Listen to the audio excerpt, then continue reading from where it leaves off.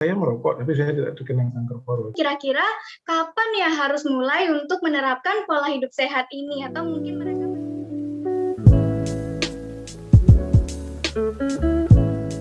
in healthy weight, jadi tetaplah dalam berat badan yang ideal ya, berat badan yang ideal. Kemudian stay aktif maksudnya tetap bergerak, tetap berolahraga. WHO menyarankan 30 menit dalam sehari melakukan olahraga, itu paling tidak 150 menit per minggu. WHO menyarankan ya, untuk stay aktif. Kemudian protect your skin. Ini khususnya buat mereka-mereka yang berada di negara tropis dengan sinar matahari terik, di mana ultraviolet akan memancar dengan terik di jam 10 sampai jam 2 ya, jam 10 pagi sampai jam 2, maka pergunakanlah tabir surya atau pelindung kulit ya. Itu cara-cara yang mudah, simple, mudah tapi malas dilakukan ya. Maka kita akan terhindar dari kanker kulit. Kemudian untuk kanker jenis lainnya, misalnya kanker liver, kanker di rongga mulut, maka kurangi minum alkohol. Ya. Nah, alkohol itu mempunyai potensi untuk meningkatkan risiko, walaupun angkanya memang tidak tinggi ya, tapi bisa kita ikutilah nasihatnya bahwa minumlah alkohol secara bijak atau kalau bisa kita hindari. Kemudian yang berikutnya untuk menghindari kanker-kanker di daerah organ genitalia, itu lakukanlah seks secara aman dalam arti tidak bergonta-ganti pasangan ya. Kemudian selalu melakukan check up rutin ke dokter, baik itu dokter kandungan maupun ke dokter secara umum untuk kondisi organ genitalia ya. Lakukanlah check up dan screening juga sesuai dengan umur, karena sudah ada rekomendasi misalnya di umur 40 wanita lakukanlah mamografi, atau sebelumnya periksa ke dokter, atau lakukanlah apabila sudah seksually aktif untuk wanita lakukanlah pap smear ya, dan sebagainya. Itu banyak rekomendasi dari WHO. Jadi gitu, itu beberapa yang bisa saya bagi untuk bisa diterapkan secara simpel dan mudah di kehidupan sehari-hari. Sekian, Dik, Kamang. Baik, terima kasih dokter untuk tadi sudah diberitahu ya kita Sobat Kompak tentang pola hidup seperti apa sih yang bisa untuk mencegah kanker. Nah dokter, sekarang kan Sobat Kompak sudah tahu nih informasi tentang cara mencegah kanker. Nah tapi mungkin mereka masih bingung kira-kira kapan ya harus mulai untuk menerapkan pola hidup sehat ini, atau mungkin mereka masih malas merasa mungkin besok saja, mungkin besok saja. Lalu kapan sih dokter waktu yang tepat untuk kita melakukannya? Sejak dini terus, ya harus dilakukan sejak dini. Ya. Jadi pola hidup mencegah kanker itu harus dilakukan sejak dini. Artinya pendidikan tentang kanker itu juga harus diberikan sejak dini. Ya, sejak kapan? Sedini mungkin. Pengertiannya mungkin tidak bisa diberikan kepada siswa SD, mungkin sulit. Ya, SMP juga masih sulit menurut saya. Tetapi itu bisa dilakukan mungkin sejak pendidikan SMA sudah sebenarnya pendidikan tentang mencegah kanker itu kalau bisa sudah mulai ada sejak SMA ya, sedini mungkin. Sama dengan pendidikan tentang seks yang sehat itu kan sebenarnya kalau di luar itu sudah diberikan sejak dini. Kalau di Indonesia saya lihat itu masih tabu untuk dibicarakan di depan kelas. Tidak untuk mahasiswa kedokteran. Kalau mahasiswa kedokteran membahasnya secara medis itu sejak kuliah kita sudah dapat seperti itu. Tetapi untuk orang awam maka pendidikan sejak dini untuk mencegah kanker itu mungkin tidak didapat secara kurikulum ya, dapatnya melalui luar ya, ekstra kurikulum berarti ya. Jadi mungkin bisa sejak sedini mungkin diperkenalkan sebagai ekstra kurikuler di sekolah misalnya seperti itu.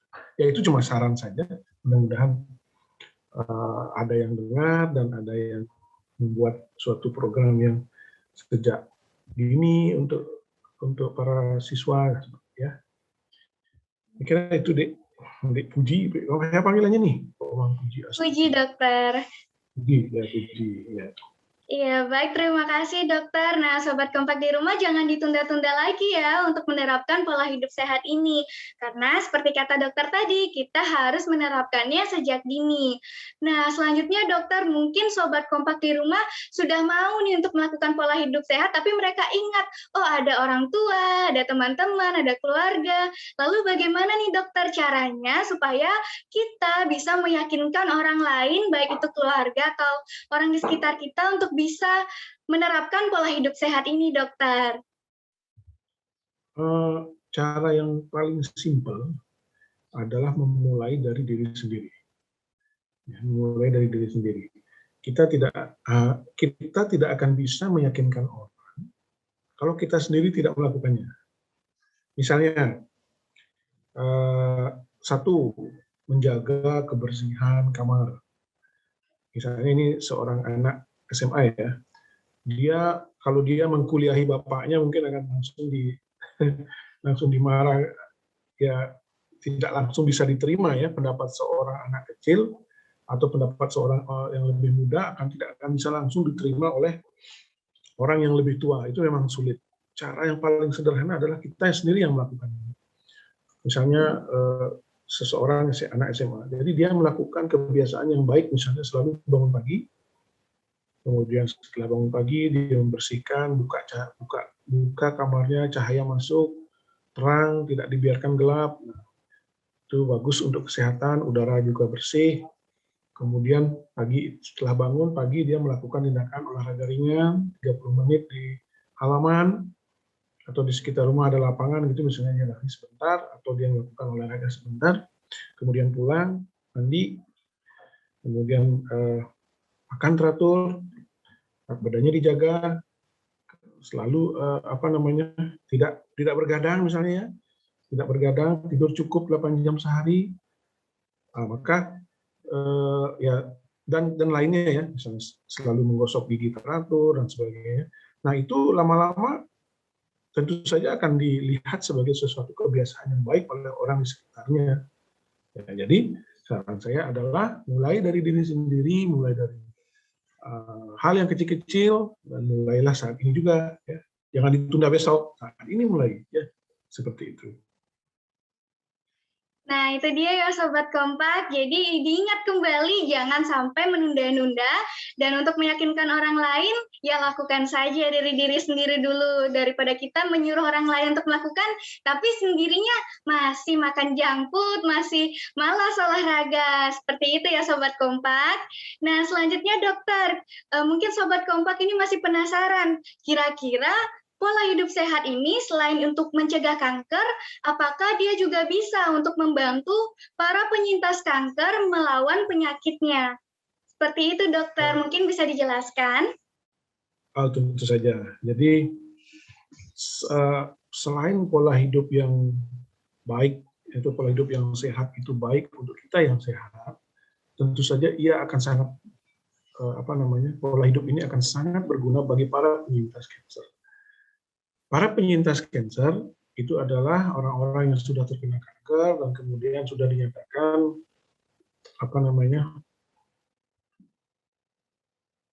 bersih, dalam arti ketika dilakukan check up tidak terdapat lagi kanker di dalam tubuhnya. Itu mereka kita sebut sebagai penyintas. Nah, penyintas ini pun tidak boleh sampai mengalami yang namanya imun rendah, ya, imun rendah, mengalami kelelahan, mengalami kelemahan imun, sehingga ia harus menerapkan pola hidup sehat. Dengan pola hidup sehat, maka keseimbangan imunitas, di mana kalau ada upaya dari sel-sel kanker untuk kembali, dalam arti setiap ada pertumbuhan satu sel yang tidak sesuai dengan pola yang normal, maka akan diketahui oleh sistem imunitas dari tubuhnya dan segera dilakukan eliminasi. Jadi pentingnya pola hidup sehat pada penyintas adalah untuk mencegah kanker itu tidak kembali, ya. Jadi penting dalam meningkatkan imunitasnya, karena sistem imun bukan hanya untuk bakteri, bukan hanya untuk infeksi dan sebagainya, tetapi juga untuk cancer. Ya, di situ saya kira kuncinya, perannya. Baik, terima kasih dokter. Nah, ternyata Sobat Kompak, pola hidup ini sangat berperan penting ya, baik dalam mencegah kanker ataupun untuk mereka para penyintas kanker. Nah, dokter, pertanyaan selanjutnya adalah, adakah upaya lain selain menerapkan pola hidup sehat untuk mencegah penyakit kanker ini, dokter?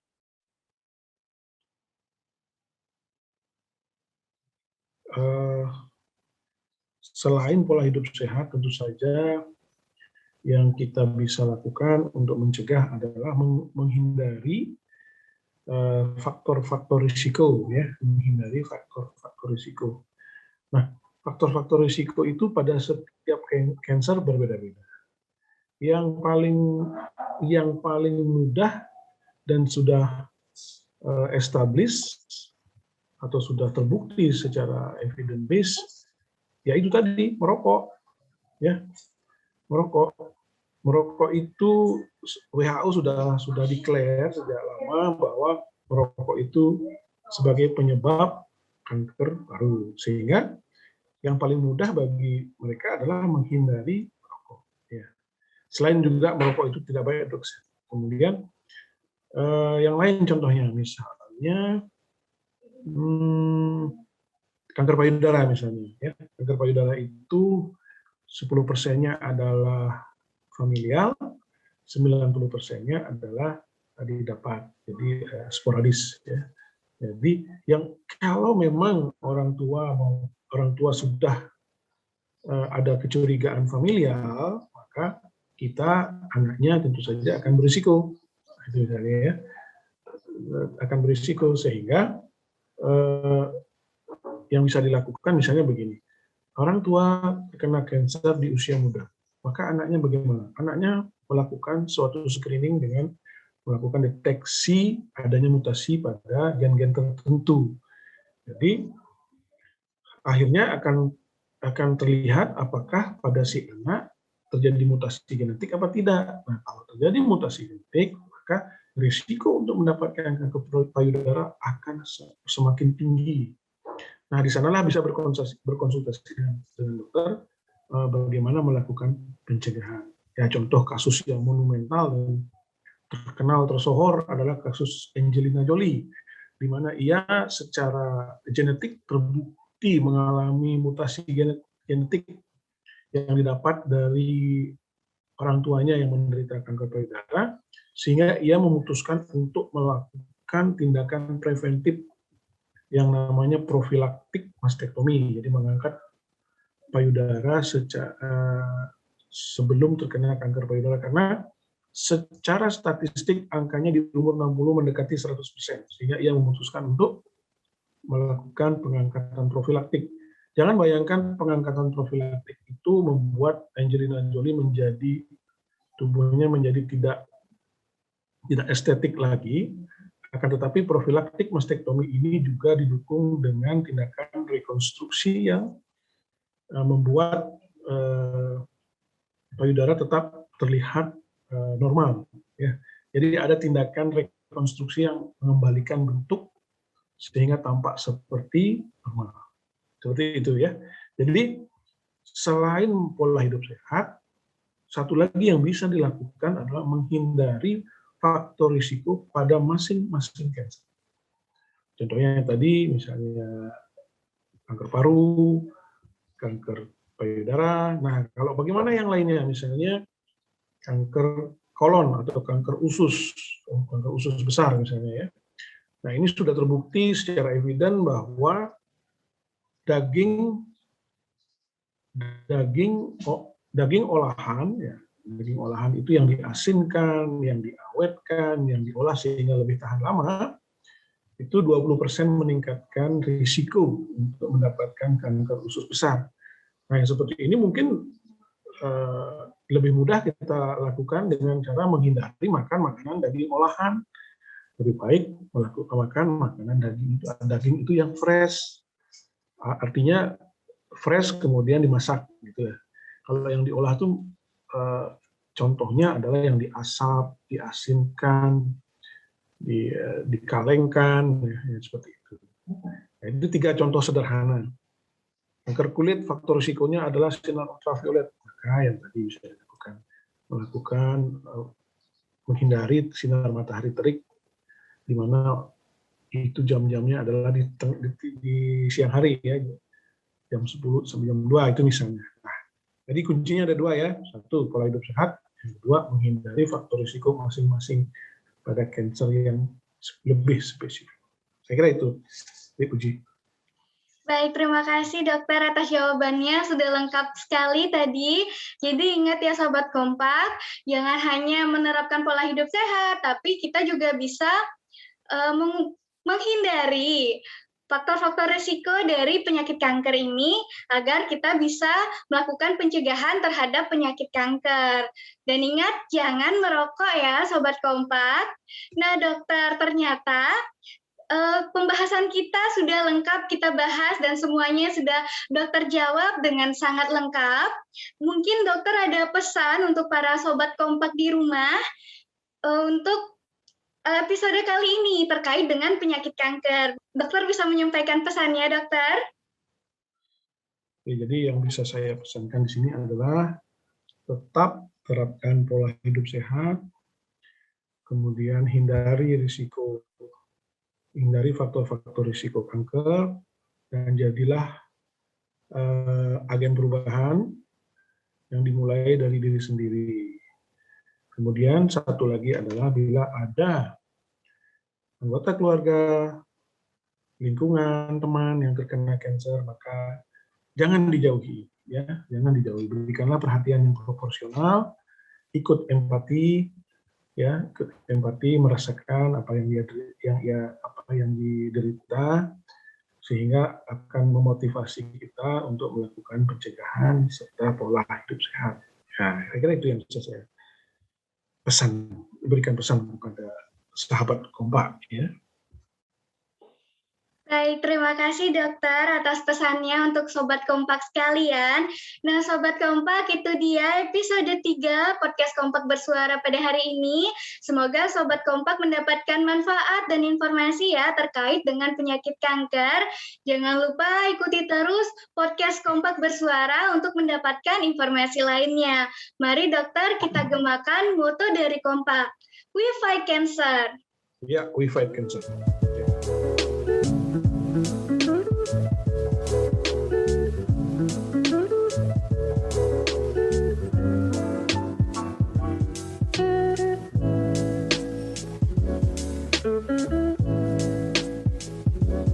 Thank you.